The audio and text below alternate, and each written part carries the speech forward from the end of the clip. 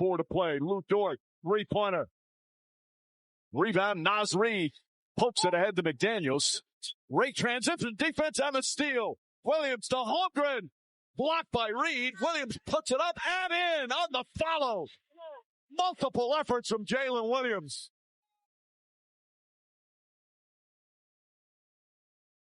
All right, OKC in a great spot, 118-103 the final. They take Game 2. Welcome to Playoff Central Live, presented by AT&T. Nabil Kareem alongside Isaiah Thomas and Steve Smith. We've got complete post-game coverage coming up here. We're going to hear from the players, the coaches, and from these guys right now. It's only Game 2, and they're down 2-0. Still a lot of basketball to be played here, but if you're a Minnesota fan, can you give me a reason why they should feel, Zeke, like they still got a chance in this series? Because right now, I mean, OKC looks like a wagon. Their confidence is definitely shaken.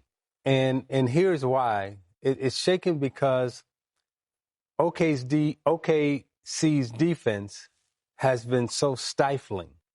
And it's been able to take one or two of their main weapons out of the game. You know, tonight, Randall was out of the game. The other night, Anthony Edwards was out of the game.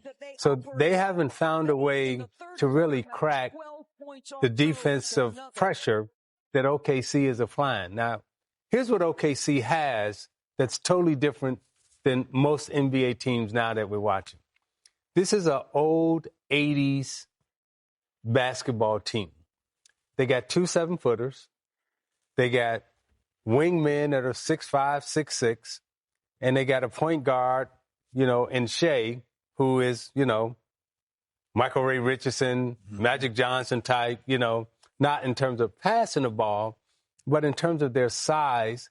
They are built as a 80s basketball team that's playing against 20-25 style, shoot the three, shoot the three, shoot the three. And these guys are pounding you inside, making mid-range shots, blocking shots. And their 7-footers are really 8-footers because of their length, their wingspan. So that's what, Minnesota has to try to figure out offensively. And if you're not running sets to try to get people free, if you're trying to isolate, go one-on-one, beat you off the dribble, the way this defense is set up, you're not going to beat them off the dribble without defensive help, and then they're quick enough to recover. I totally agree. I mean, what I love, Zeke, is that we're going to take away your first option, but obviously we're going to fly around, and we all know closeout drill, right? They are getting to the ball the closeout at the same time as the ball is getting. Yes. And then they're understanding with their high basketball IQ, which is hard. I mean, sometimes you get in the game, you get tired, you're like, that's Isaiah Thomas. Do I close out short because he's a shooter and they're saying we're just going to close out to everybody close because I trust that my guy behind me, when I get beat, he's going to be there. Sometimes, you rotate Zeke, like ain't nobody there back there. Somebody close out. No, I'm going to go full out, close out the touch. And if you beat me, I know. I don't even trust. I know the next guy going to be there. Yeah. They're so locked in defensively right now. They're a very good defensive team. Yeah. But I think they've even gone to another level defensively where they're just grooving on defense like, let's just swipe down. They ain't going to call foul. Let's just swipe down. They're going to lose it. They're taking chances now with their defense. Minnesota shot 41% in the game from the field, 28 from three. And then you go back to Shai Gilgeous-Alexander, who last game wasn't as efficient as he usually is. In this one, he was spectacular. Yeah. So philosophically, right? When they got interviewed, when Shai got interviewed at the end of the game, he said, "Hey, we're a defensive team. We rest on our defense, right?" And that's what they approach the game with first. And then offensively, he's good enough to get going, but he can trust what's happening on the defensive side of the ball. They get turnovers, they get out in transition, and their offensive game and their offensive strategy is, let's get a good shot, not a three-point shot. We're going to take a good shot. We're going to make the defense work. And when you look at, their field goal attempts, this isn't a team that's, trying to get up 100 shots a night or trying to get up 53-point shots a night. They're playing 80s style basketball. And I asked you earlier who was on that coaching staff, and Dave Bliss is on that coaching staff. He was Coach Knight's top assistant at one time. And when I was watching this defense, I'm like, hey, I recognize this defense because this is how we played. This is what we were taught. And you're not going to beat this defense playing one-on-one basketball and shooting threes. You got to be a little bit more sophisticated offensively to get your guys going against this defense. And we've seen that they've taken one or two of their top scorers out the last two games. Jalen Williams goes for 26 points in this game, 10 rebounds, 5 assists. I know you saw Chet Holmgren. You love what you saw from Chet, too. Yeah, I thought, last year I saw Chet coming. He missed his entire rookie year, basically. And then last year you saw him come. And then, unfortunately, the injuries. And I think it's been, a couple things. Playing with Hartenstein, he's got to get adjusted. And then he just hadn't gotten the groove because it's hard to get in the groove when, I don't know if Isaiah can speak to this. You come back, they're in first. I don't want to disrupt. Yeah. They're a really good defense team. They don't really need me they don't need me because they've been in first. So how do I fit back in? This was the first game he turned it on mentally. Let me be Chet Holmgren. He's aggressive. So I think that's a scary thing for Minnesota. We know where Jalen Williams and Shea is going and all the others. Now you got Chet saying, I can be the best player on the floor on both teams. Right. And he ain't played like that, this confidence today. I think it's a scary thing if he get his confidence level back to where he was playing last year. 118-103 the final. OKC taking game 2. Let's hear from Chris Finch, who's at the podium right now. John, go ahead. Chris, just where did you see things get away in the third quarter there? Yeah, I thought, again, we didn't close the half very well. I thought if we closed the half better, then we don't put ourselves on such a razor edge in the third. Excuse me. We only had 6 turnovers at halftime. We had a few more in the third quarter. Missed some shots. Didn't finish at the basket, and then led to a bunch of stuff in early attack mode for them. With the way these two games have played out, just what do you have to say to your guys, or what are you looking for going back home? Every minute in the series is a chance to find something. So we're going to go back home. This is a good team at home. So we're going to go home and fight for game 3. Heads up and look at the tape and get ready for game 3. So. Randall's limited impact carried over from the second half of game 1 to basically the whole night tonight. What did you see from him, and why'd you go with Nas? I just thought Nas has had a good game going, just wanted to try to see if I can spread the floor and get some quick decision making out there, and just trying to change the complexion of the game. So. Seemed like the offensive process was pretty good in the first half. Did you see maybe deteriorate a little bit in the third? Gotta look at the tape. I thought we missed. There was a moment there when the game was kind of starting to get away from us, where I thought we missed some good shots. We had some good corner threes that we needed to knock down. We just didn't. Overall, we shot the ball well in the first half, didn't connect in much in the third. So, Chris, the numbers say that when Mike Conley's been on the floor in this series through the 2 games, you guys have won those minutes by a lot. What is he doing in those times that you think is leading to success? And then conversely, when he's off the floor, what part of his presence is missing? Well, everybody. First of all, Mike is a high level game plan execution. He fights. He's tough. He's physical. He's one of our scrappier guys. Offensively, of course, he's just a safe pair of hands against a lot of pressure. It's the things that Mike's have always done. But for me, it's a lot about his defense, his ability to really be good at that end of the floor. So. Chris, what's made Jalen Williams difficult to stop so far in the series? He's getting to his left hand way too much, and we got to do a better job of kind of cutting that off. So, Chris, you always say the best stand is the near triple-double in. Yeah. he had some of that tonight. What do you think overall about his game? Yeah, I mean, you saw the aggressiveness from the beginning. I thought he did a good job of finding his teammates and being aggressive, getting downhill, playing quicker off the spot, picking a direction and going, being smart in a crowd. Chris, is there anything you're seeing defensively from you guys that you're just not getting in these two games that you've been getting in the past? Yeah, obviously, Shea's a handful to contain. He's getting around us to when there's contact, he's getting around us. We got to do a better job of squaring him. So. Chris, how much of the shooting woes are attributable to their defense and them speeding you guys up in that way? Yeah, sure, some of that. But I thought we had really good looks. So I thought we were a little more sped up, if you will, in game one. Tonight, not so much. So. Seemed like you played through the post a lot more in this game. What did you like about what that gave your offense? It's a way to get the ball kind of in and around the paint, and we did. We whether it be Julius or Nas, I thought Nas was really good down there. Kind of settles things down a little bit for us. Seemed like Ant had some. Yeah, we posted him up early. Just wanted to try to get him close to the basket if we could, where he doesn't have to kind of navigate through a bunch of help defenders and gap help and all that. So.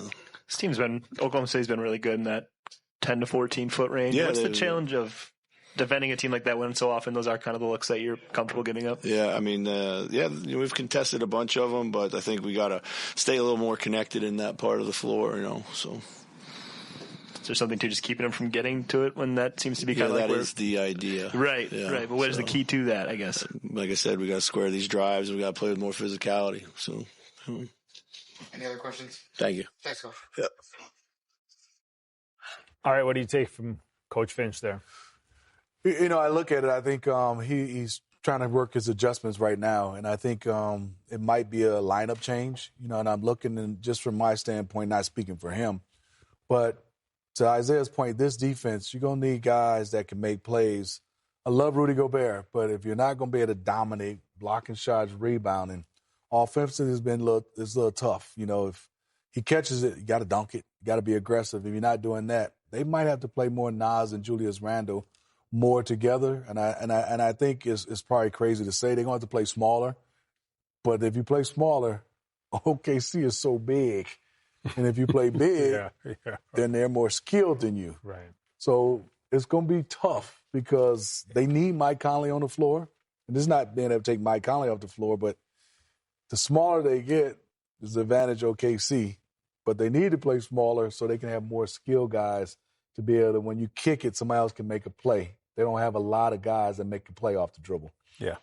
All right, Mark Daigneault is now at the podium. Let's listen to what he's got to say after the win.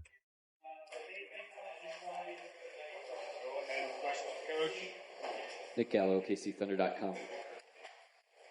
Mark, I want to just get your overall take on the second half, the dominant third quarter you had, but then also the way that your team was able to kind of just keep the scoreboard moving in the fourth quarter and prevent that from becoming a possession game late. Yeah, I thought we did that in the first half too. I thought on a half where we shot 4 for 20 from 3, to have 58 points and to kind of pace offensively the way we did it, I think it speaks to the blend we were able to find. It felt like we were very confident and, getting to good spots on the floor, understanding, a continued understanding of how to attack this team. And then we did it again in the fourth. They threw different stuff at us. They were pretty aggressive on the ball. I thought our spacing and attacks were very good. We shot the right shots, made the right passes. So we can learn from it. It's a different look again that we can improve from. But I thought, by and large, offensively, we did a good job tonight. Valencia King, Real Talk Sports. Mark, I know the last 24 hours headlining story with Shea being the MVP, but when you see him out there before the game hoisting up that trophy, what does that mean for you?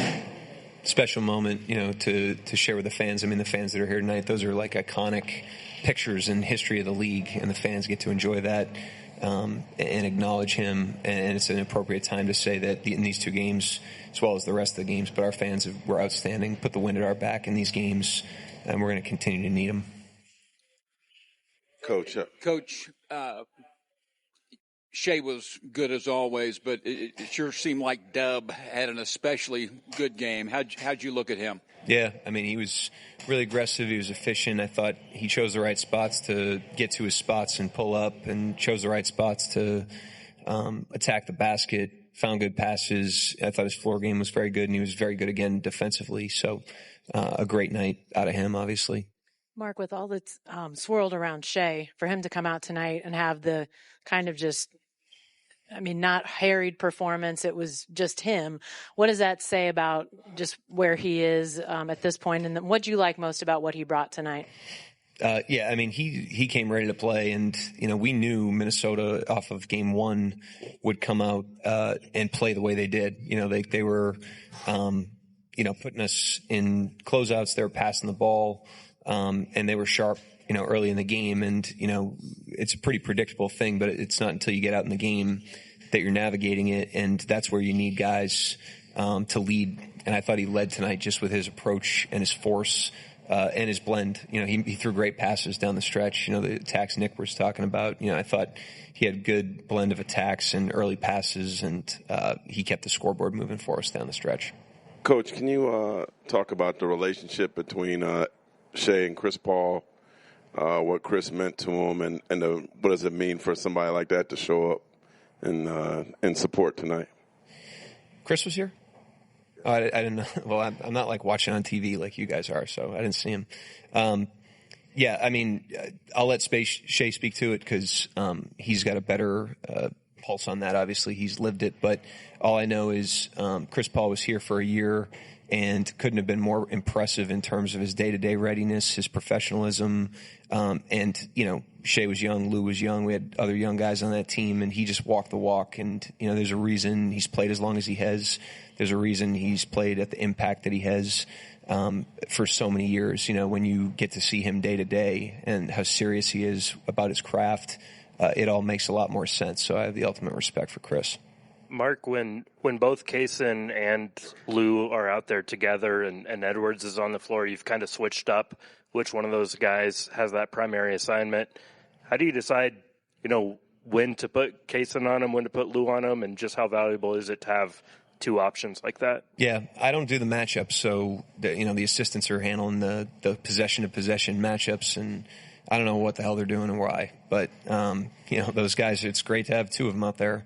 And with this particular team, with Randall and Reed, McDaniels, there's a lot of wing size on the team that you have to account for. And Lou does well on those guys, because he can play underneath them a little bit. So we're able to deploy him in different ways. And, you can't ignore Edwards in doing so, obviously. So having guys like Kaysen and Caruso that can handle that, even Dub, is a huge luxury. It lets us, keep fresh legs on the best players and keeps us, a moving target in terms of matchups. What do you think this team specifically learned from the Denver series? And is there anything you've seen over the last 4 days that is being applied from that? Well, I think, offensively, that series really forced us to pivot very quickly. I mean, they threw a ton of schemes at us and changed them very quickly. And I think Minnesota's done that a little bit these first two games, and our quickness in pivoting to the next attack and recognizing what they're doing, I think, is better than it was at the beginning of Denver. And then I thought our resolve in that series, it was really what got sharpened. I mean, we had our backs against the wall, and had to respond multiple times, in that series. And now we have a different challenge. We're up 2-0, going into their place. We know they're going to play very aggressively, hard, comfortably, at home. And now we've got to have the mental toughness to go and rise to that challenge as we head to Minnesota.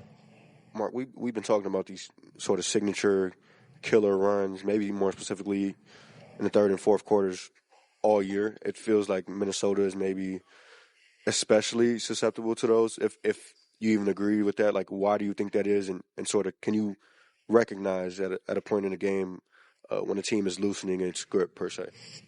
2 games is a really small sample, so I wouldn't read too much into 2 games, but we just try to stack possessions. I mean, it sounds, I know I pound that away every time you guys ask about stuff, but the runs are a byproduct of that, and I thought tonight we got good threes in the first half. For the most part, we didn't shoot it great. And we completed some of those possessions. And so, we got some stops. We were able to get out and run in transition. And then, even on some of the loose plays, in like the early offense, we were able to get really, really quality threes. The guys stepped in, shot the ball really well, or much better in the second half. And when the shots are going in like that, that obviously contributes to it as well. Shea had a rough shooting half. The first half of game one has really been cooking since then. What stands out to you about the groove that he's been in over the last 6 quarters?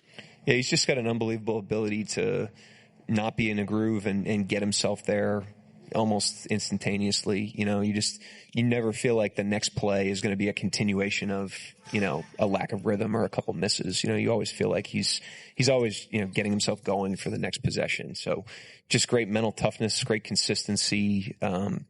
He's really learned the length of the game, and he's just never out of it, and so he had another really solid night. But I thought his force and his mentality early in the game, when we know we're up 1-0 and the team is going to play better, I thought that was, he really stabilized the game for us early tonight, I thought.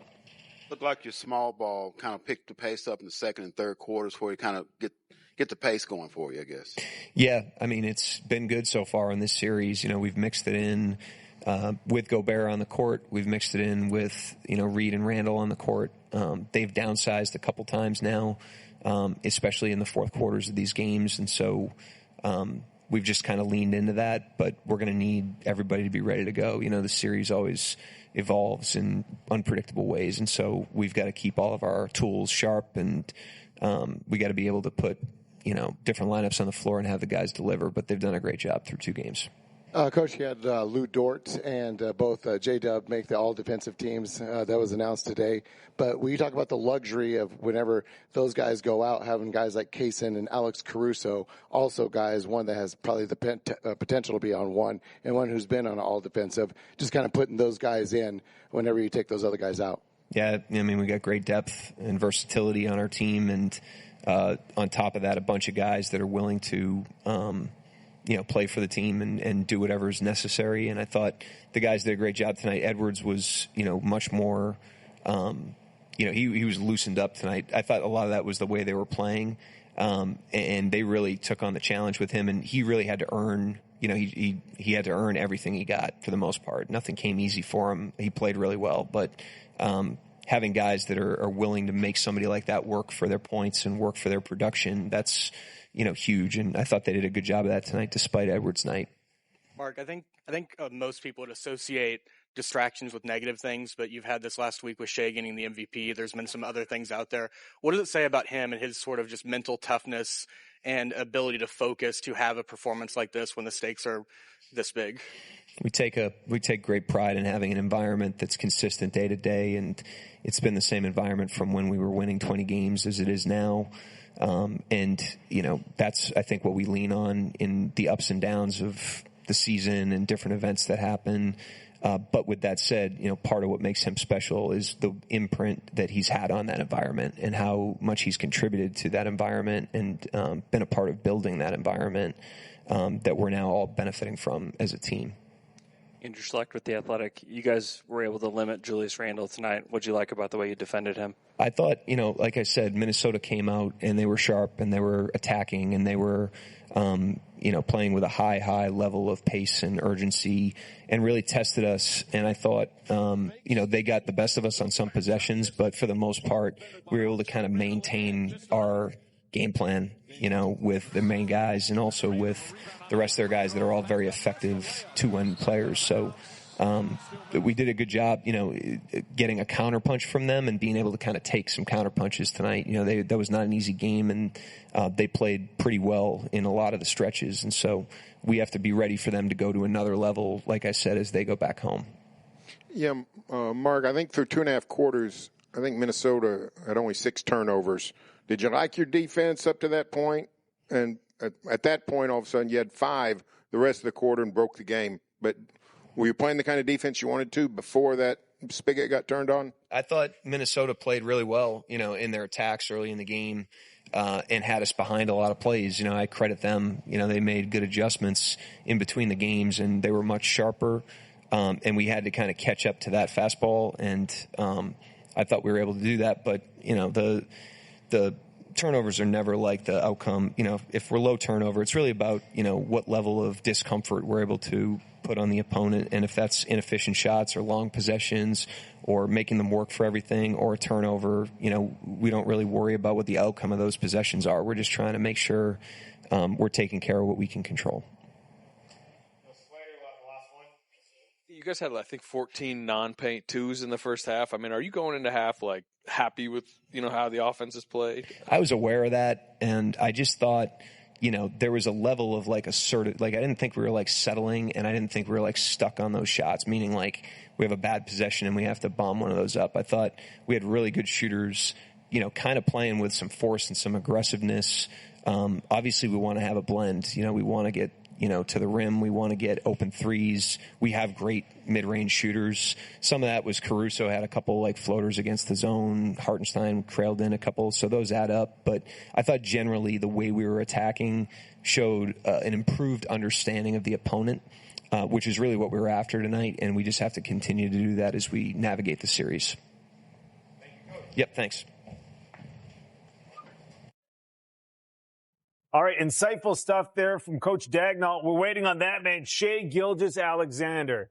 Incredible night, 38 points as OKC is up 2-0 in this series.